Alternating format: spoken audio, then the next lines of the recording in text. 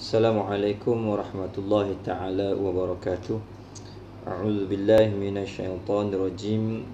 Bismillahirrahmanirrahim. Al-Fatihatu bil qabul wa tamami kulli sulin wa ma'mul wa salahi sya'ni zahira wa batina fid dini wa dunya wal akhirah dafi'atan li kulli syar jalibatan li kulli khair lana wa liwalidina wa li ahbabina wa li masyaikhina ولمعلمنا مع اللطف والعافية وعلى نية أن الله ينور قلوبنا وقوالبنا مع الهدى والتقى والعفاف والغنى والموت على دين الإسلام والإيمان بلا محنة ولا امتحان بحق سيدنا ولد أدنان وعلى كل نية صالحة وإلى حضرة الحبيب سيدنا محمد صلى الله عليه وآله وصحبه وسلم.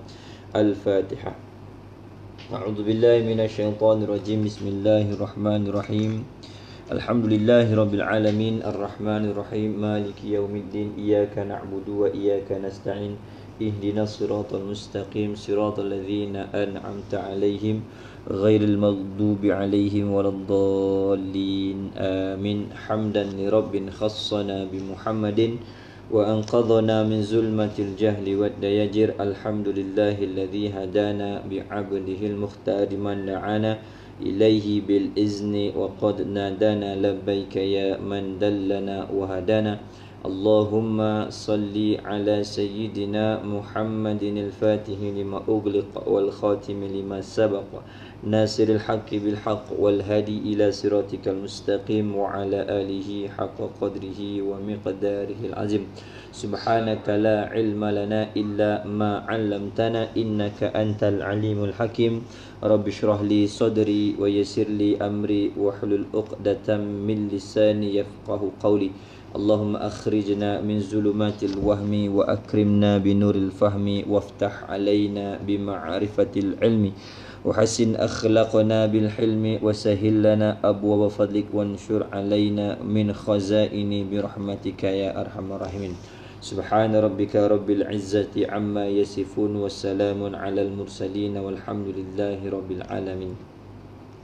Alhamdulillah, puji dan syukur kita kehadrat Allah Subhanahu wa taala yang masih lagi mengurniakan ke atas kita kurniaan nikmat berupa taufik, hidayah dan inayah.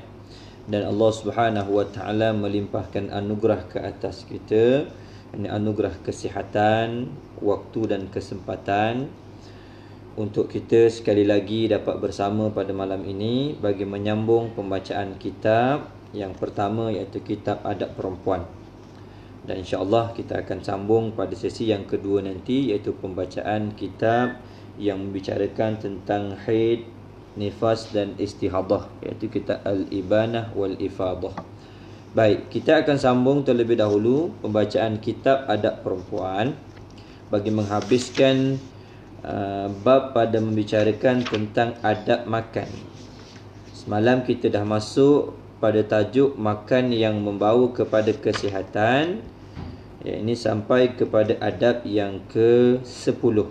Sambungan adab yang ke-10 bagi yang ada kitab muka surat 72.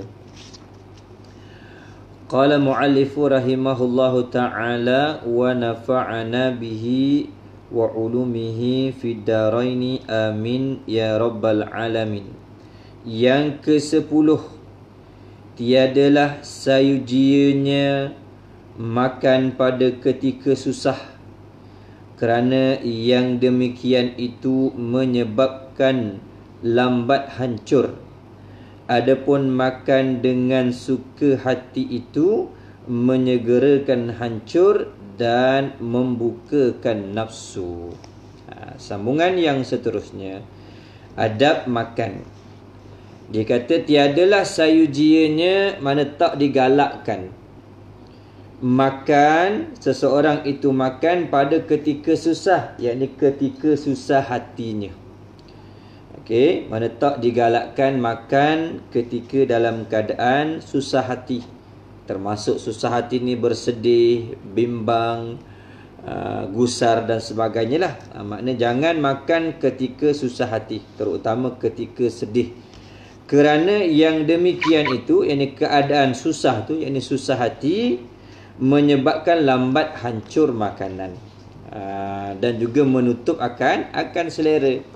Sebab apabila kita ada masalah sedikit, ataupun kita ni bimbang, ataupun hati kita sedang bersedih, sedang berduka cita, pasti akan hilang selera makan. Begitu juga ketika kita sedang sakit. Apabila kita sedang sakit pun, makanan kita punya selera makan juga hilang. Sebab tu bagi orang sakit ni ada beberapa perkara yang ditarik pada dirinya ketika dia sakit.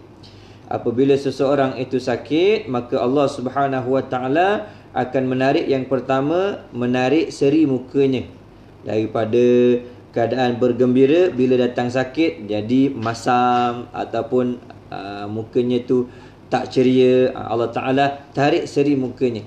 Kemudian yang kedua, ditarik padanya itu kekuatan tubuhnya. Orang yang sakit selalu lemah, tak bertenaga.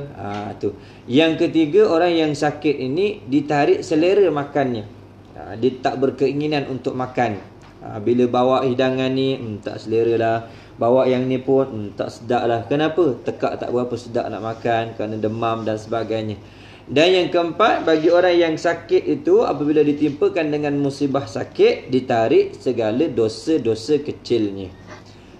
Ditarik segala dosa-dosa kecilnya. Ini keuntungan orang beriman. Ketika ditimpakan dengan musibah, maka Allah Ta'ala jadikan sebab daripada musibah tu untuk menghapuskan, sebagai kafarah bagi dosa-dosa kecilnya. Kemudian apabila dia kembali sihat, apabila dia kembali sembuh daripada penyakitnya, Allah Subhanahu Wa Taala akan mengembalikan 3 perkara dan tidak akan mengembalikan 1 perkara. Yang pertama, Allah akan kembalikan seri wajahnya, sehingga wajah yang masam, wajah yang tidak ceria, apabila kembali sembuh, dah mula nampak ada sinarnya, dah mula ada senyumannya. Yang kedua, kemudian Allah Subhanahu Wa Taala mengembalikan kesihatan atau mengembalikan kekuatan tubuhnya. Daripada lemah, apabila sihat daripada penyakit, kembali segar, kembali sihat. Dan yang ketiga, orang yang kembali sihat daripada sakit ni akan dikembalikan semula selera makannya. Dikembalikan selera makannya, sehingga dibawa apa jua makanan tu, dia akan kembali berselera nak makan, dan terbuka keinginannya untuk menjamah berbagai-bagai makanan yang ada di sisinya. Jadi sayujinya kita ni, kalau nak makan tu, jangan ketika keadaan susah hati. Kerana keadaan susah hati ni akan menyebabkan makanan itu jadi tidak hancur dengan baik. Jadi bila makan dalam keadaan susah hati, ataupun sedang sakit hati, ataupun sedang bersedih, ataupun berduka cita, ataupun berbimbang-bimbang dengan satu perkara ni, kita makan juga, tapi makanan tu tidak akan hancur dengan baik. Makanya dia akan mendatangkan kemudaratan. Adapun kalau kita makan dengan keadaan suka hati, mana dalam keadaan gembira, tidak terbeban dengan masalah, tidak ada perkara yang menyedihkan, tidak ada perkara yang membimbangkan, mana kita suka makan dalam keadaan seronok, makan dalam keadaan bahagia, maka ia akan menyebabkan segeranya hancur makanan. Segeranya hancur makanan. Kita buat perbandingan lah. Umpama contoh, kita lihat pada kanak-kanak kecil tu. Apabila kita suruh makan dia dalam keadaan dia suka, mana dalam keadaan tidak menangis, maka dia akan makan banyak. Dia dalam keadaan selesa dia. Kemudian umpama contoh, kalau kanak-kanak kecil yang masih pakai pamper dan sebagainya, kita baru tukar, ataupun baru lepas mandi, dia baru bangun tidur dan sebagainya, kita bagi makan, dia makan dalam keadaan berselera, banyak makan dia. Tetapi apabila kita lihat pampersnya dah semakin berat, umpama contoh, kemudian dia ni bercampur nak tidur dan sebagainya, ataupun gelisah dan sebagainya, kita bagi makan ni, dia tak nak makan mana sangat. Dia tak nak makan. Begitu keadaan kita yang dewasa ataupun yang dah tua ni. Mana kalau kita makan dalam keadaan hati yang suka dan gembira, maka makanan yang kita makan tu akan mudah hancur, dan dia akan membuka selera kita untuk makan. Jadi kita akan rasa seronok nak makan. Mana bukan kata banyak makan lah, maknanya kita akan makan walaupun makanan yang sedikit, kita akan makan dengan berselera. Okey, tu maknanya dia suruh kita makan dalam keadaan suka hati ataupun suka cita, jangan makan dalam keadaan berbimbang-bimbang hati dengan masalah. Okey. Yang seterusnya, kata pengarang kitab, katanya sayujianya minum sekali atau 2 kali pada pertengahan makan dengan sekira-kira tiada terlampau banyak sekiranya ada keperluan.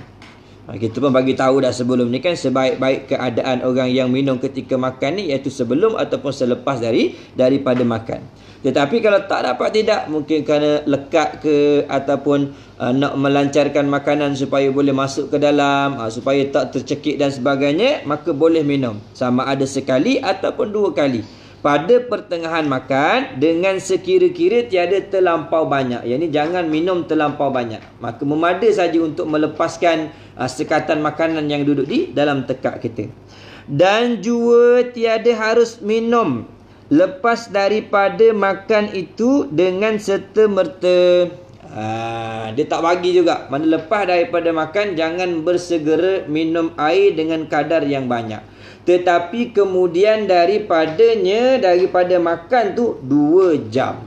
Di sini dia letak 2 jam lepas makan tu baru dia suruh minum. Ada sebahagian lagi dia kata memada dah dengan sejam selepas daripada makan tu kita boleh minum. Supaya apa ni? Supaya tiada tergendala alat pengancur makanan itu membuat kerja-kerjanya. Supaya makanan yang masuk, kalau kita tak sertakan dengan air, segala usus dalam perut kita yang tugasnya itu mencernakan makanan dapat bekerja dengan baik. Tetapi kalau lepas daripada makan ataupun ketika makan kita sertakan dengan minum, maka akan mendatangkan gangguan kepada sistem pencernaan dalam perut kita. Kerana itu dianjurkan dan disuruh supaya minum tu agak lewat selepas daripada makan. Sebab itulah kita kena menjaga segala adab-adab ni kalau kita nak menjaga kesihatan. Rasulullah sallallahu alaihi wasallam dalam bab minum ini juga diajarkan oleh Nabi kita Muhammad sallallahu alaihi wasallam. Yang mana kalau kita lihat pada sunnahnya Rasulullah sallallahu alaihi wasallam itu, walaupun Nabi tak nyatakan jangan minum banyak dan sebagainya, jangan jangan minum ketika makan dan sebagainya, tetapi melalui cara yang diajarkan oleh Rasulullah sallallahu alaihi wasallam menunjukkan bahawa Rasulullah ketika makan ataupun ketika tidak makan, minumnya itu sekadar yang perlu juga. Walaupun air ni memang kita perlu banyaklah, tapi ada kaedah bagaimana caranya kita nak minum. Jadi di antara sunnah Nabi kita Muhammad sallallahu alaihi wasallam, Rasulullah sallallahu alaihi wasallam setiap kali nak minum, Nabi akan minum dengan 3 kali tegukan. Yang 3 kali tegukan air. Kemudian Nabi sallallahu alaihi wasallam dia menegah. Menegah untuk apa? Walaupun minum dengan 3 kali tegukan, jangan bernafas dalam bekas ketika kita minum air.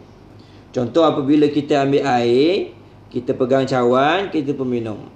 Kita minum, bernafas tu di luar daripada cawan.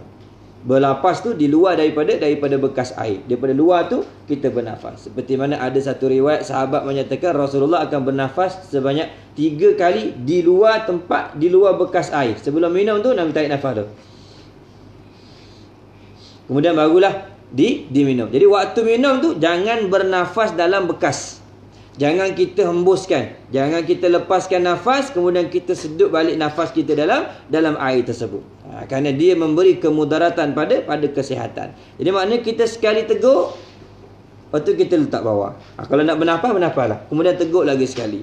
Dalam keadaan kita menahan nafas, kemudian letak ke bawah, kemudian sekali lagi kita teguk untuk kali yang ketiga.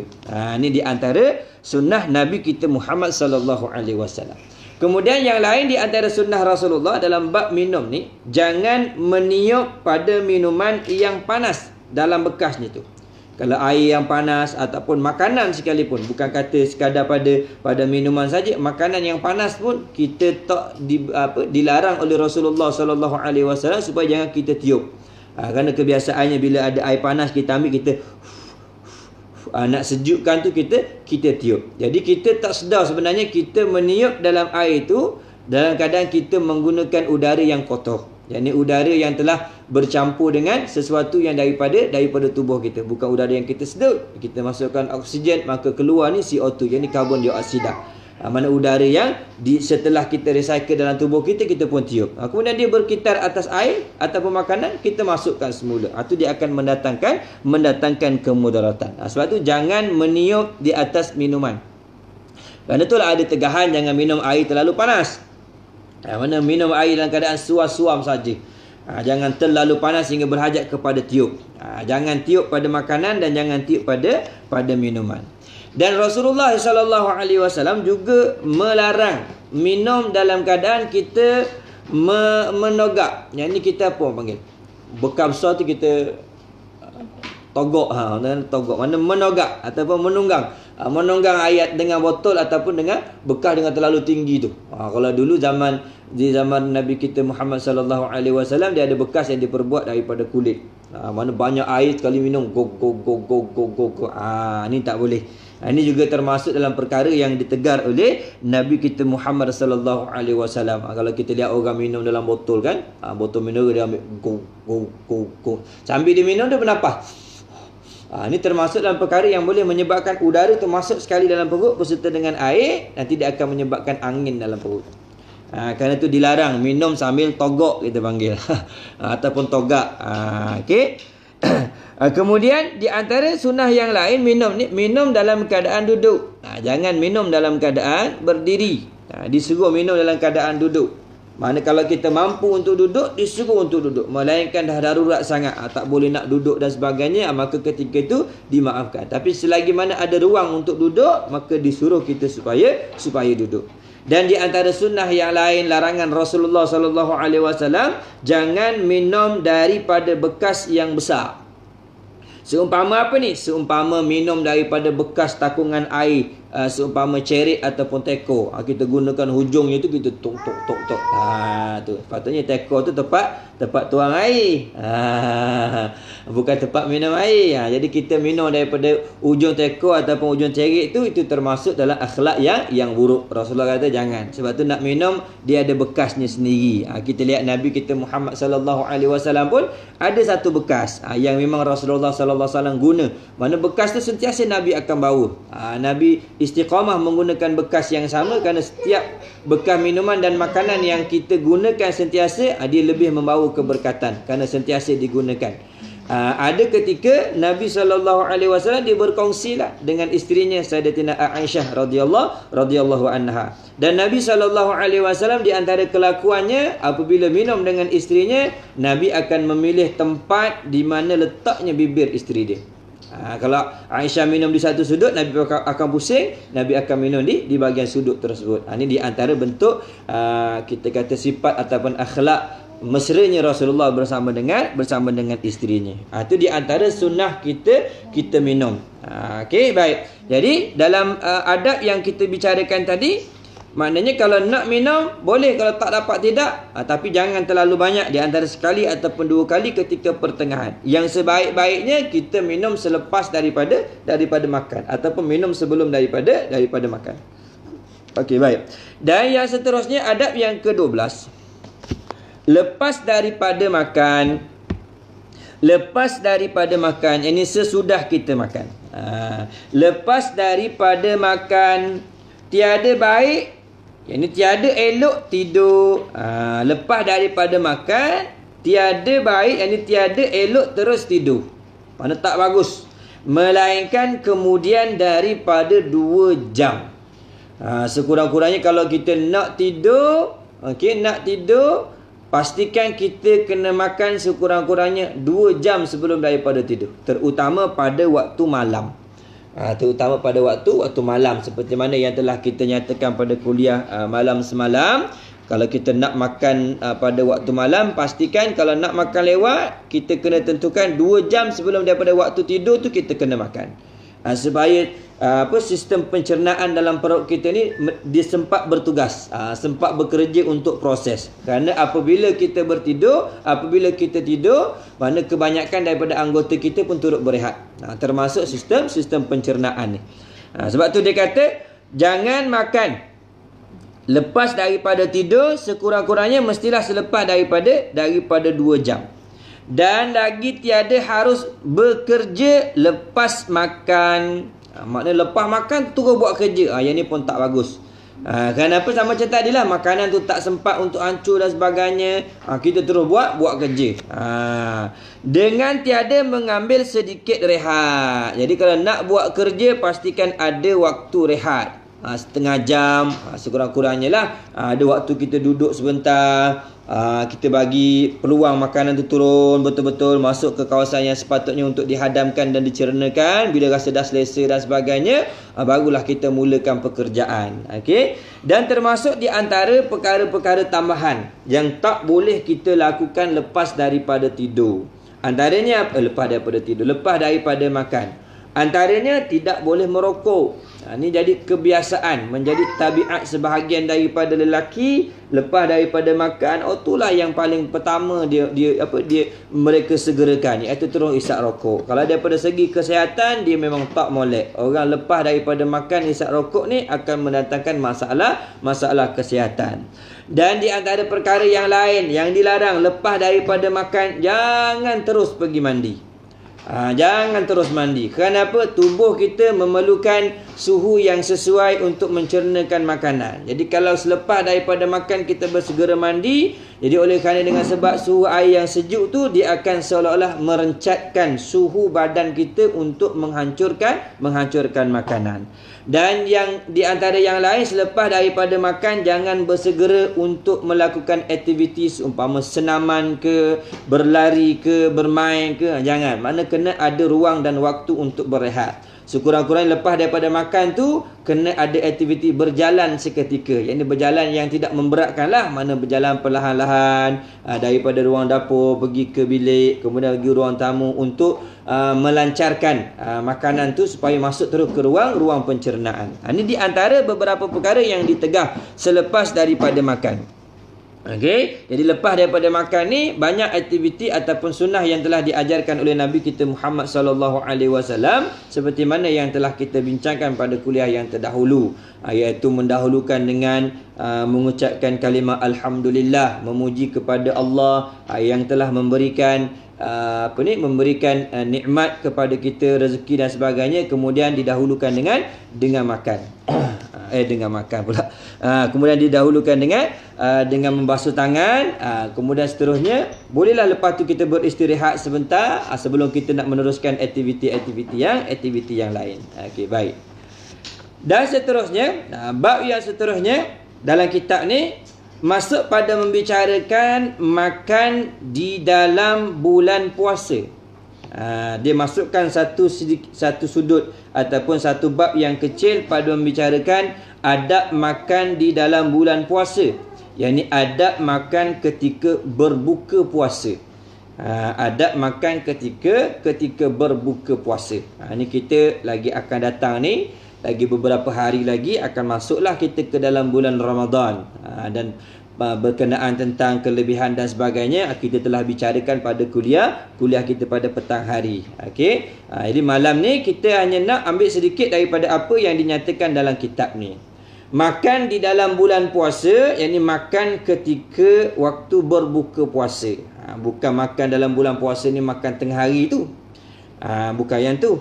Yang tu memang salah lah, sebab tu termasuk dalam perkara yang membatalkan puasa. Yang pertama dia kata tiada patut orang yang puasa itu, ini bukan tertentu hanya puasa di bulan Ramadan lah, termasuk dalam puasa-puasa sunat pun sama je. Tiada patut orang yang puasa itu menyegerakan makan pada ketika berbuka dengan sekaligus, kemudian daripada lapar yang panjang. Maksudnya apa? Bersegera berbuka itu termasuk sebahagian daripada sunnah. Mana bersegera berbuka, apabila masuk waktu, nyata masa waktu, maka berbuka puasa ketika itu termasuk dalam perkara yang sunnah. Dituntut oleh Nabi kita Muhammad sallallahu alaihi wasallam.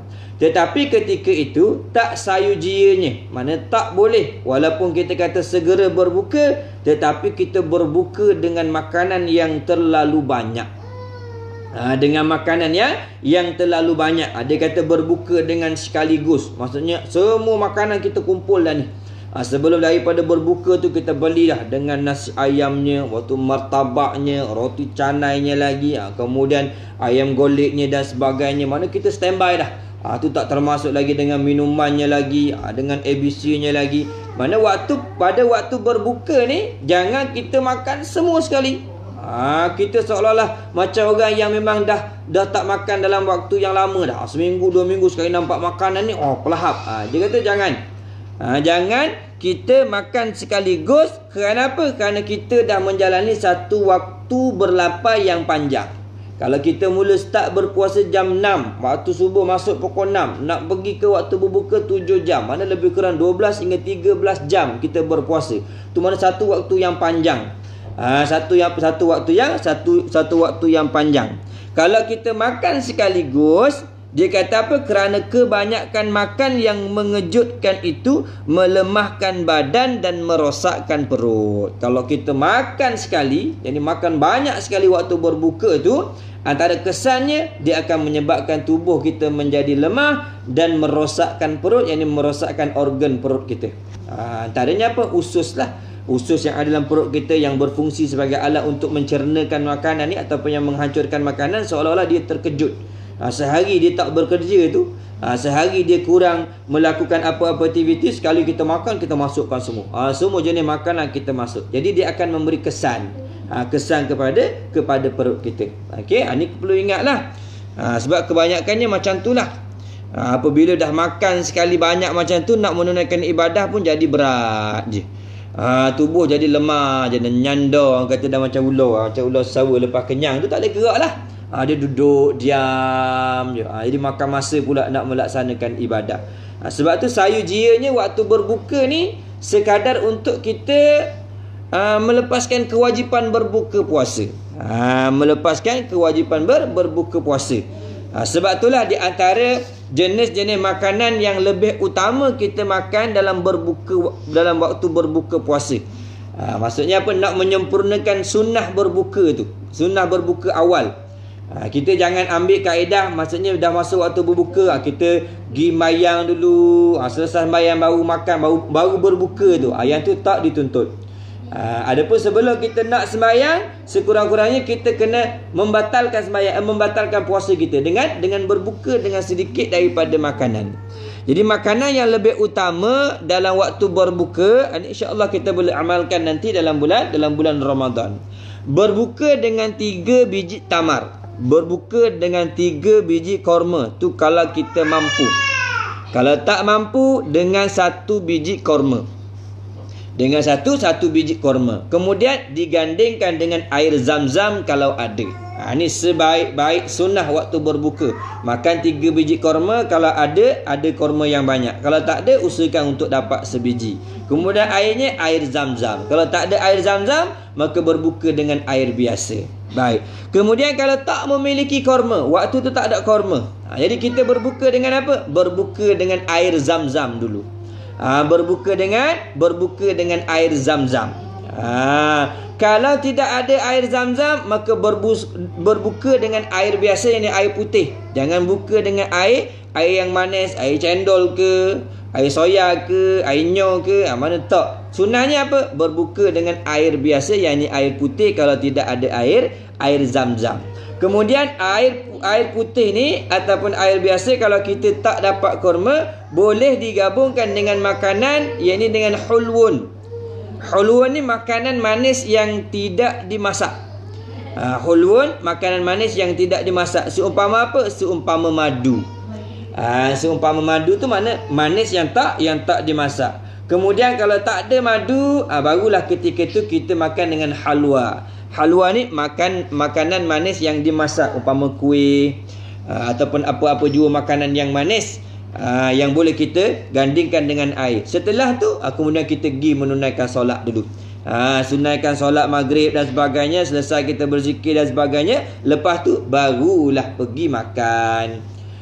Barulah kita pergi makan. Itu di antara kaedah yang membetuli akal sunnah lah.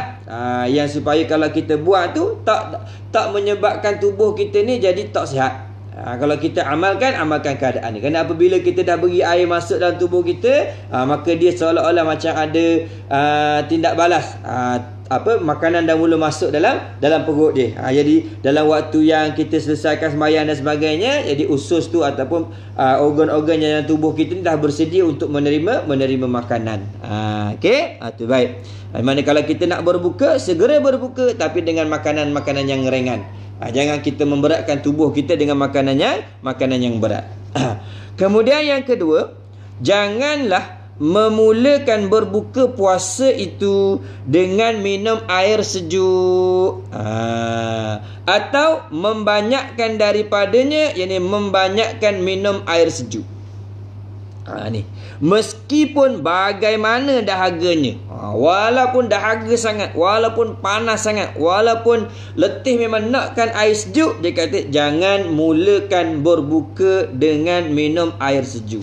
Tapi inilah kebiasaannya. Kalau kita lihat anak-anak kita ajar ni lah.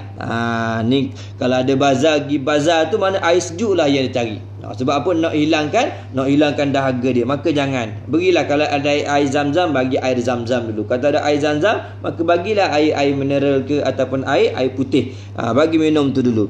Kerana apa? Kerana ditakuti menjadi penyakit restung perut. Penyakit restung perut ni iaitu penyakit kejang perut kita panggil.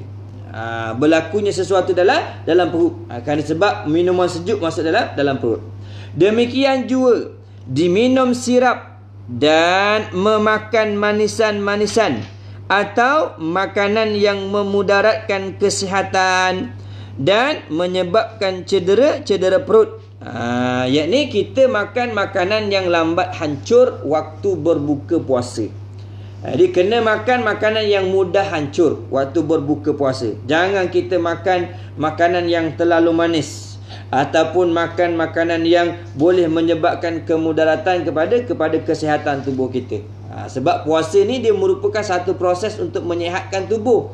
Kita dah berpantang daripada pukul 6 sampai kepada pukul 7 malam dengan tak makan makanan-makanan yang kita kata boleh memudaratkan. Tiba-tiba masuk pada waktu berbuka puasa, kita balun semua. Kita makan semua jenis makanan, sehingga sepatutnya puasa boleh menyebabkan kita ni sihat. Tetapi oleh kerana waktu berbuka kita tak jaga makan, maka tubuh kita pun mudarat.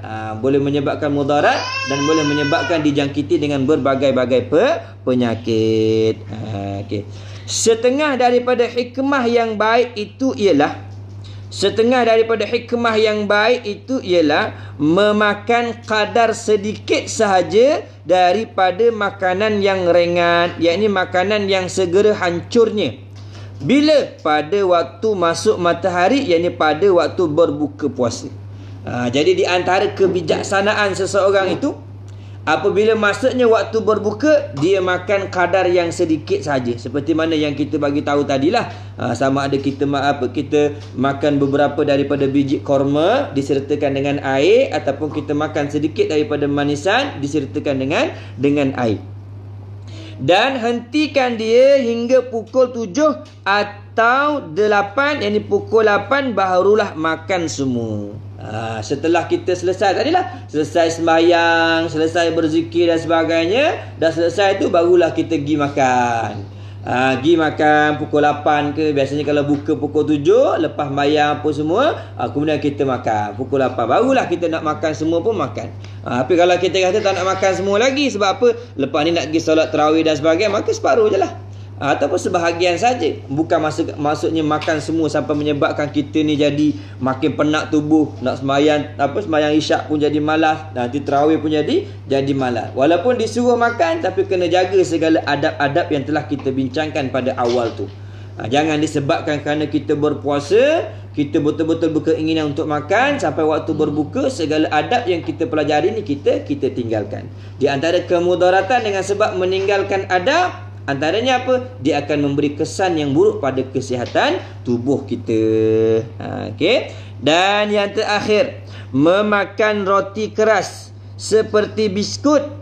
Dan umpama roti keras seperti biskut yang diperbuat orang pada masa hari raya itu mendatangkan beberapa penyakit perut. Jadi waktu berbuka puasa ni dia tak bagi makan cookies tu lah maksudnya. Makanan-makanan yang orang nak buat jamuan hari raya itulah. Kuihnya ke, biskutnya ke, apa-apalah, mana jangan makan. Kenapa? Yang tu boleh menyebabkan kemudaratan pada perut. Dari sebab itu janganlah banyak memakan dia. Memakan akan dia, yakni makan makanan seumpama biskut yang manis-manis tu. Demikian juga roti kering yang banyak minyak dan gula. Demikian juga waktu berbuka jangan makan roti yang mengandungi minyak dan gula. Roti yang bersalut lah maksudnya ni. Yang ada salut krim ke, ataupun salut coklat ke, ataupun salut kacang dan sebagainya. Jangan makan banyak sangat ketika berbuka puasa. Kenapa? Semua ni akan mendatangkan kemudaratan atas diri orang yang makan makanan yang dinyatakan ni. Okey? Maka habislah kita berbicara tentang adab makan. Sebelum nanti kita masuk insya-Allah malam esok pada membicarakan tentang adab yang seterusnya, iaitu adab yang ke-24 berkenaan tentang segala minuman dan juga jenis-jenis minuman yang mensihatkan. Insya-Allah kita akan sambung lagi kuliah kita pada malam esok untuk kita adab perempuan. Lepas ni kita akan sambung bacaan kitab haid, istihadhah dan juga nifas. Wallahu a'lam.